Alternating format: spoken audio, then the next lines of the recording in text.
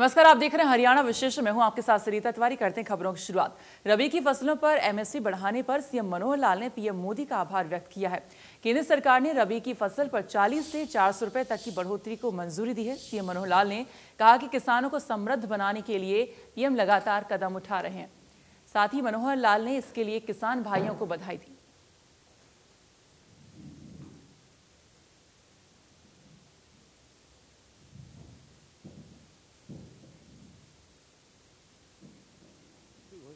इस बात का ध्यान रखा गया है कि लागत मूल्य से हर फसल 50। बहुत ही प्रसन्नता का विषय है कि प्रधानमंत्री श्री नरेंद्र मोदी जी ने अभी रबी की फसल उसकी बुआई होने से पहले ही रबी की 6 फसलों का नया एमएसपी ये घोषित किया है।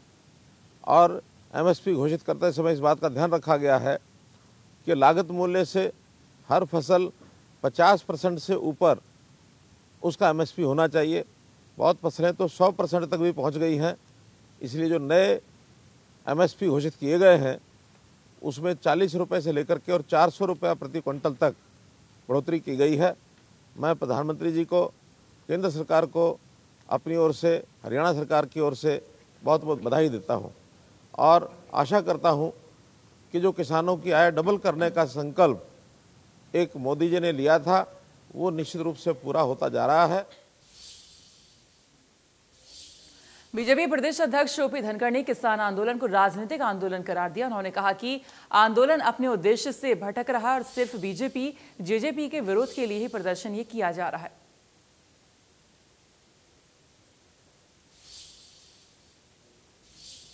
इसका मुझे लगता नहीं कि कोई किसानों के मुद्दों से कोई संबंध है। अगर ये आंदोलन किसानों के मुद्दे से संबंधित रहता तो जो 3 कानूनों में सरकार ने संशोधन की बात कही थी वो संशोधन कराते और एमएसपी पर जो कमेटी बनाने की बात कही थी, इससे बड़ी जीत किसी आंदोलन की हो नहीं सकती थी। इनको बैंड बजाते हुए अपने घर तक जाना चाहिए था और अपनी कई पीढ़ियों को तो बताना चाहिए था कि हमारा आंदोलन सफलतम आंदोलन था। लेकिन उस अवसर को ये आंदोलन चूका। अब ये केवल कुछ शख्सियतें और अपने पॉलिटिकल हितों के लिए काम करता है और पॉलिटिकल हितों में भी एक बात बिल्कुल साफ तौर से नजर आई है, केवल भारतीय जनता पार्टी के कार्यकर्ताओं का या जेजेपी का विरोध करना, दूसरे राज्यों में भी उसका विरोध करना, यहाँ सब अच्छा होते हुए भी उस अच्छे को नकारना, हमसे कम वालों को जाके लड्डू खिलाना, ये सारे फोटो और ये सारी बातें इस आंदोलन की हकीकत को खोलते हैं। मैं कह रहा हूँ ना कि ये आंदोलन भेदभाव वाला है। अगर ये आंदोलन सच्चा आंदोलन है तो पंजाब के किसानों को 12,000 रुपये मुआवजा दिलवाए 8,000 की बजाय, फसल बीमा इंप्लीमेंट कराए। राजस्थान में बाजरा अभी पिछली बार डिस्ट्रेस सेल हुई है, अभी फिर डिस्ट्रेस सेल होगी, 1 अक्टूबर से हम खरीदेंगे। ये खरीदवाए वहाँ 2250 रुपये, तो हम मानेंगे कि ये सच्चा किसान आंदोलन है। केवल बीजेपी की सरकारों के खिलाफ और उन गतिविधियों के खिलाफ जो है आंदोलन करना, ये आंदोलन जो है ये उस प्रकार के एक समता के मुद्दे को लेकर चलने वाला नहीं है। ये विभेद मूलक है, ये भेदभाव मूलक है। वो फोटो में सबको दिखती हैं, हर कोई समझता है, ये सबके ध्यान में आता है। इसके कारण से पंजाब के कौन लोग इस आंदोलन के पीछे हैं, इससे एक्सपोज होता है। कांग्रेस विधायक किरण चौधरी ने कहा कि दक्षिण हरियाणा में नहरी पानी की साल दर साल कटौती की जा रही है और इसको लेकर किरण चौधरी ने कृषि मंत्री जेपी दलाल से कुछ सवाल भी पूछे।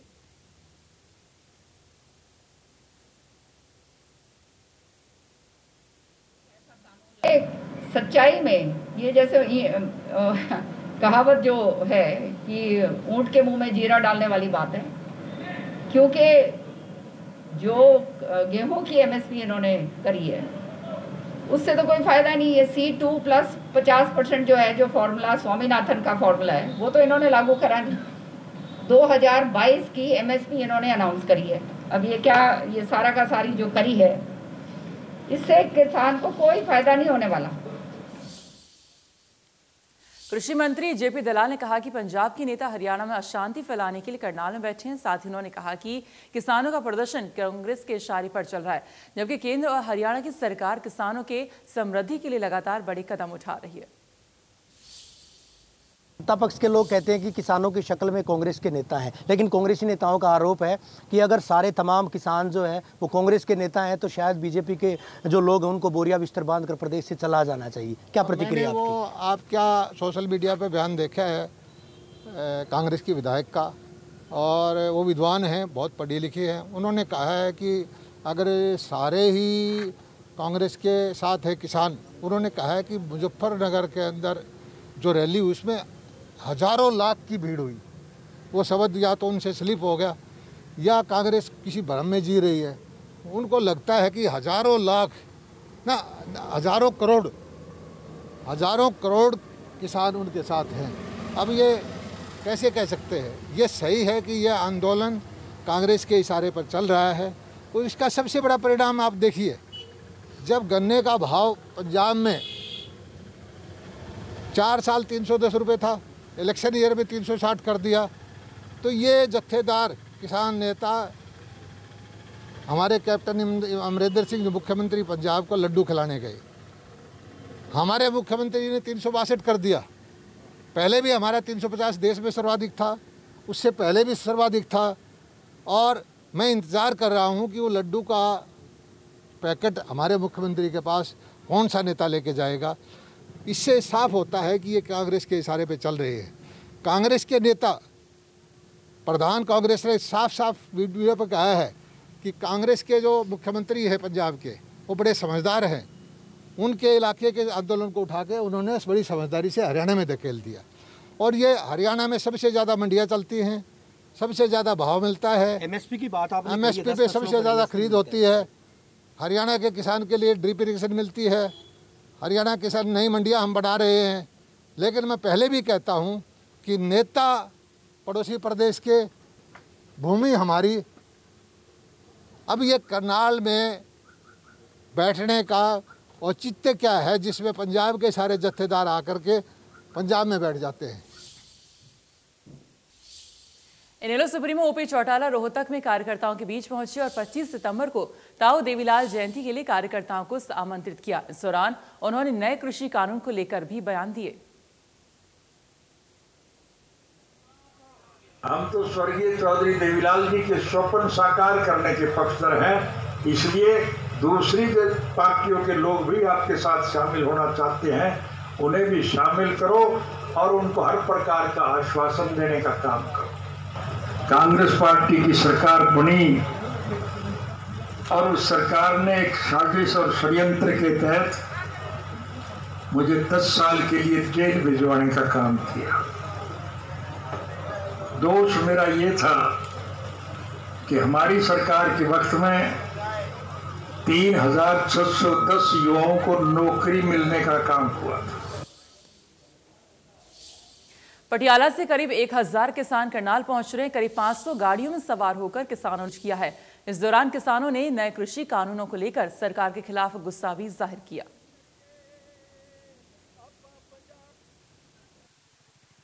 ਅਸੀਂ ਮਿਸ਼ਨ ਪੰਜਾਬ 2022 ਦੇ ਜਥੇ ਵੱਲੋਂ ਜਿਹੜਾ ਗੁਰਨਾਮ ਸਿੰਘ ਚਲੂਨੀ ਨੇ ਇੱਕ ਨਾਰਾ ਦਿੱਤਾ ਪੰਜਾਬ ਵਾਸਤੇ, ਉਹਦੇ ਵੱਲੋਂ ਇਹ ਬਹੁਤ ਵੱਡਾ ਗੱਡੀਆਂ ਦਾ ਕਾਫਲਾ 100 ਗੱਡੀਆਂ ਤਕਰੀਬਨ ਖੜੀਆਂ ਨੇ ਤੇ 300-400 ਗੱਡੀਆਂ ਅਸੀਂ ਸ਼ੰਭੂ ਬਾਰਡਰ ਤੋਂ ਪੰਜਾਬ ਵੱਲੋਂ ਲੈ ਕੇ ਕਰਨਾਲ ਚੱਲੇ ਆ। ਜਿਹੜਾ ਬੀਜੇਪੀ ਦੀ ਹਰਿਆਣਾ ਸਰਕਾਰ ਨੇ ਕਿਸਾਨਾਂ ਤੇ ਤਸ਼ੱਦਦ ਕੀਤਾ, ਇੱਕ ਕਿਸਾਨ ਦੀ ਸ਼ਹਾਦਤ ਹੋਈ ਤੇ ਉੱਥੇ ਜਿਹੜਾ ਵਰਤੀਰਾ ਐਸਡੀਐਮ ਦਾ, ਉੱਥੇ ਇੰਸਪੈਕਟਰ ਦਾ ਜਿਹੜਾ ਵਰਤੀਰਾ ਰਿਹਾ ਉੱਥੋਂ ਦੇ ਪ੍ਰਸ਼ਾਸਨ ਦਾ, ਉਹਦੇ ਖਿਲਾਫ ਅਸੀਂ ਉੱਥੇ ਚੱਲੇ ਆ। ਜਿਹੜੀਆਂ ਮੰਗਾਂ ਉਹਨਾਂ ਵਾਸਤੇ ਰੱਖੀਆਂ ਨੇ ਚਲੂਨੀ ਸਾਹਿਬ ਨੇ, ਜਿਹੜੇ ਠੱਕੜ ਹੋਏ ਨੇ ਜਾਂ ਜਿਨ੍ਹਾਂ ਦੀ ਮੌਤ ਹੋਈ ਹੈ ਉਹਨਾਂ ਵਾਸਤੇ ਰੱਖਿਆ, ਉਹ ਮੰਗਾਂ ਮਨਾਉਣ ਵਾਸਤੇ ਜਿਹੜਾ ਸੈਕਟਰੀਏਟ ਘੇਰਿਆ। करनाल में किसानों के धरने को लेकर प्रशासन ने कहा कि किसानों के लिए बातचीत के दरवाजे खुले और बातचीत से ही मसले का हल निकलेगा। इसके अलावा करनाल के एसपी ने कहा है कि किसानों की आड़ में शरारती तत्व घूम रहे हैं जिनसे सख्ती से निपटा जाएगा। तो जिस प्रकार से उन्होंने अभी तक रखा है और संयम का परिचय दिया है, उसी प्रकार से आगे भी उसको पीसफुल रखें। हालांकि पिछले 2 दिनों में कुछ इंसिडेंट्स आई हैं जिसमें कुछ असामाजिक तत्वों ने किसान आंदोलन का नाम लेकर के उसकी आड़ में कानून व्यवस्था को बिगाड़ने की कोशिश की, लेकिन फिर भी प्रशासन ने ऐसे एंटी सोशल एलिमेंट्स को बड़ी सावधानी से टैकल किया और ये इंश्योर किया कि किसी भी प्रकार से आपस का जो एक तालमेल है वो ना टूटे, ना बिगड़े। दूसरा, मैं किसान संगठनों से ये भी आग्रह करना चाहूँगा कि प्रशासन हमेशा बातचीत के लिए तैयार है। हमने पहले भी उनको ये इंडिकेशन दिया है, उनसे बात की है, आगे भी जब भी वो बातचीत करना चाहें किसी भी मुद्दे पे तो हम बातचीत के लिए तैयार हैं और कभी भी वो हमारे साथ बैठ कर के बातचीत कर सकते हैं। मद्देनजर कानूनी व्यवस्था बनाए रखने के लिए और शहर में भी जो ट्रैफिक का आवागमन भी सुचारू रूप से रखने के लिए पुलिस के द्वारा माकूल और पुख्ता बंदोबस्त अभी तक किए गए हैं। जो 40 कंपनियां हमने डे फर्स्ट से डिप्लॉय की थी, उनका डिप्लॉयमेंट लगातार जारी है और रात के समय में भी हमारी 10 कंपनी है वो लघु सचिवालय में आसपास के क्षेत्र में तैनात रहती है, ताकि किसी भी प्रकार से यदि कोई असामाजिक तत्व है, कोई गैर कानूनी गतिविधि करने की कोशिश करे तो उसको तुरंत टैकल किया जा सके। अभी तक जितने भी किसान संगठनों के जो मुख्य लीडर्स डे या नाइट में यहाँ पर उपस्थित रहते हैं, उनका और जो हमारे सिक्योरिटी के जो इंचार्ज रहते हैं उनका भी एक अच्छा तालमेल है और यदि किसी भी तरफ से कोई इश्यूज आते हैं तो उनका आपस में बातचीत के द्वारा सॉर्ट आउट कर रहे हैं। और किसान संगठनों की तरफ से जो वॉलंटियर्स जो लगाए गए हैं वहाँ पर धरना स्थल के आसपास में, उनका भी अच्छा सहयोग अभी तक। चंडीगढ़ में बीजेपी आईटी और मीडिया सेल की बैठक हुई है। बैठक में कार्यकर्ताओं को निर्देश दिए गए हैं कि वो सोशल मीडिया प्लेटफॉर्म पर सरकार के खिलाफ भ्रामक प्रचार फैलाने वालों पर मुकुल जवाब दें। बैठक में सीएम मनोहर लाल और बीजेपी के प्रदेश अध्यक्ष ओपी धनखड़ मौजूद रहे। बैठक के बाद ओपी धनखड़ ने कहा कि सरकार किसानों के हित में लगातार कदम उठा रही, लेकिन कुछ लोग अपने स्वार्थ के लिए गलत नैरेटिव सेट करने में लगे हुए। हमारे जो पैनलिस्ट और प्रवक्ता हैं उनकी तो आजकल एक डेली ऑनलाइन मीटिंग होती है, लेकिन प्रत्यक्ष रूप से मीडिया से, सोशल मीडिया से और आईटी से जुड़े हुए कार्यकर्ताओं की ये एक दूसरी मीटिंग है।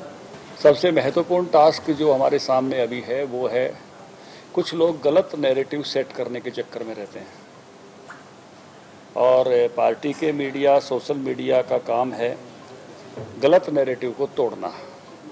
अब जैसे हमारा पड़ोसी राज्य पंजाब है, वहाँ मुआवजा 8,000 है, गन्ने का भाव 4 साल उन्होंने बढ़ाया नहीं था, इसी साल में 350 किया और हमने हमेशा से पूरे भारत में सबसे ऊपर रखा और अभी 362 किया है। और देश के सभी 28 राज्य और 8 यूनियन टेरिटरी में हरियाणा सबसे अच्छा कर रहा है और डंके की चोट पर कर रहा है। हमारी जैसे भावांतर भरपाई कोई नहीं कर रहा, हमारा जैसा 12,000 मुआवजा कोई नहीं दे रहा, हमारा जैसा फसल बीमा का इम्प्लीमेंटेशन किसी ने नहीं किया। ये इन सब मामलों में हमने बागबानी फसलों के लिए भी बीमा योजना शुरू की है। हम खरीद सबसे अच्छी कर रहे हैं, जो भी फसल हमारे राज्य में होती है सबकी खरीद कर रहे हैं। तो इस टीम की जिम्मेवारी है, जो हमारी मीडिया की टीम है, सोशल मीडिया की टीम है, पैनलिस्ट हैं, इनको ये टास्क दिया है कि गलत नैरेटिव सेट करने वालों को ज़रा जोरदार तरीके से निपटें और जो सही चीज़ें हैं, जो सही तथ्य हैं, वो जनता तक पहुंचाएं और उस काम में ये बड़े सन्नद्ध होकर लगेंगे।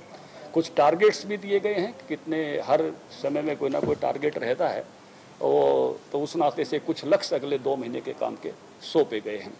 आगामी 17 सितंबर को प्रधानमंत्री नरेंद्र मोदी जी का जन्मदिन है।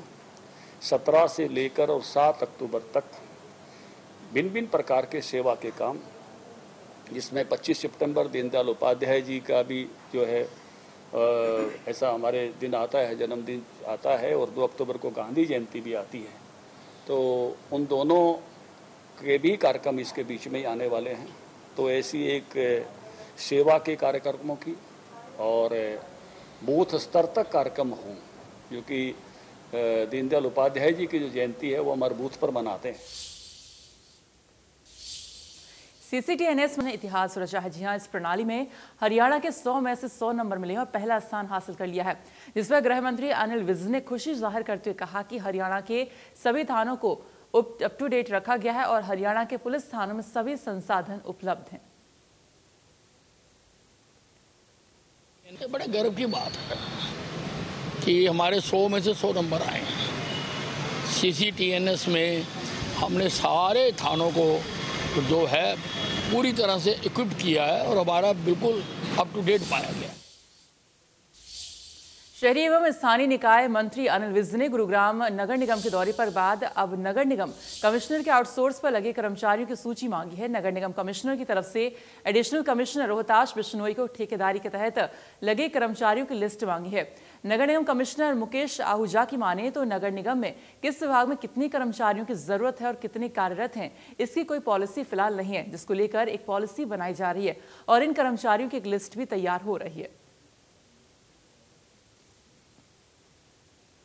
एक्चुअली म्युनिसिपल कॉरपोरेशन गुरुग्राम में जितने भी लोग काम कर रहे हैं, कुछ तो रेगुलर बेसिस पे हैं, कुछ आउटसोर्स बेसिस पे हैं, पॉलिसी पार्ट 1 बोलते हैं। उनकी कोई संख्या निर्धारित नहीं थी। जो मैंने ऑब्जर्व किया कि किस सीट पे कितने चाहिए, इसका कोई नियम कायदा कानून मेरे समझ में नहीं आया, तो मैंने इसके लिए एक कमेटी गठित की है। एक एडिशनल कमिश्नर, एक चीफ अकाउंट्स अफसर, साथ में एक अकाउंट्स अफसर, और सभी अधिकारियों को बोला है कि वो उनके मातहत जितने भी कर्मचारी आउटसोर्सिंग में या रेगुलर में कौन कौन काम कर रहे हैं, क्या क्या काम कर रहे हैं और क्या रिस्पॉन्सिबिलिटीज़ हैं, ताकि सारे स्टाफ की जो पोजीशन है उसको रैशनलाइज किया जा सके। जितनों की ज़रूरत है, जिस सीट पे जिस कर्मचारी की ज़रूरत है, उसी को रखा जाए। देश में गणेश चतुर्थी की धूम देखी जा रही। गणेश उत्सव शुरू हो चुका है। भाद्रपद शुक्ल में आपको बता दें गणेश उत्सव की शुरुआत यहां पर हो चुकी है। 5 तस्वीरें यहां पर आपको हम दिखा रहे हैं हरियाणा की, जहां पर सिरसा की पहली तस्वीर है, जहां पर आप देख सकते हैं भगवान श्री गणेश के इस उत्सव के दिन, इस दिन आपको बता दें जो मंदिर है काफी सजाया हुआ है, मूर्ति को काफी सजाया गया है। वहीं जाखल, अंबाला, जगाधरी और जुलाना की बात करें तो यहाँ पर भी सुबह सुबह मंदिरों में तमाम भक्त यहाँ पर पहुंचे और अपने अपने घर भी गणेश जी को लेके गए, यानी कि उनका जो है स्वागत यहाँ पर किया है। तो अपने अपने घर जो है गणपति बप्पा को लेकर यहाँ पर तमाम जो भक्तगण हैं वो आ रहे हैं। और फिलहाल इसी के साथ हरियाणा विशेष में इतना ही। आगे खबरें जारी हैं, आप देखते रहिए इंडिया न्यूज हरियाणा। नमस्कार।